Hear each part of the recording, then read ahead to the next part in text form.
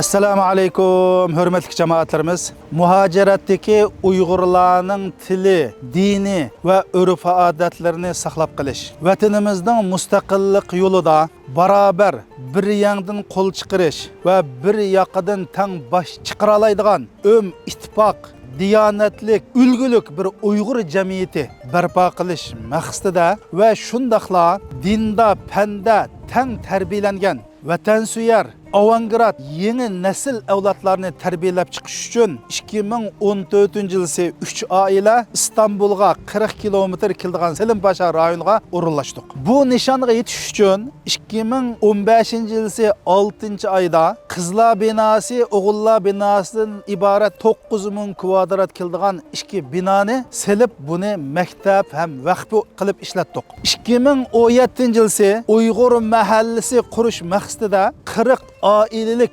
o'ltiraq rayon saldık.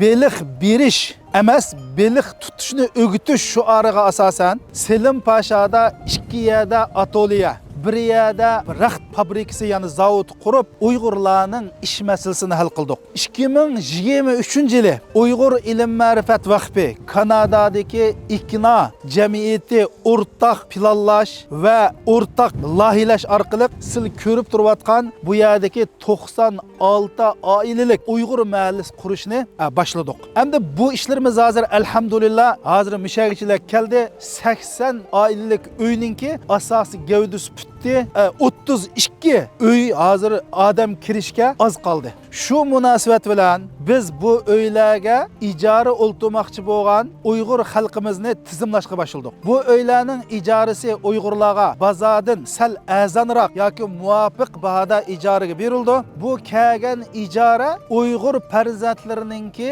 ma'arif ishlariga sarf qilindi. Oxirsida jamoatimizning samiga shuni eskartmoqchimanki, bu turninki yer pulisini biz Uyg'ur ilm ma'rifat vaqfi chiqardigan, qurilish chiqimini Kanada ikna jamiyati chiqardigan bo'lib, bu yerning pulisi 2 milyon 250 ming dollar bo'lib, bu yerning pulisini to'lashga bizning imkoniyatimiz ojiz kelyotdi. Shu munosabat bilan bizning rohat qo'rosdagi bir necha uyni sotmoqchi, agar elishni xohlaydigan qarindoshlar bo'lsa, biz bilan aloqalashsangiz bo'ladi. Assalomu alaykum va rahmatulloh.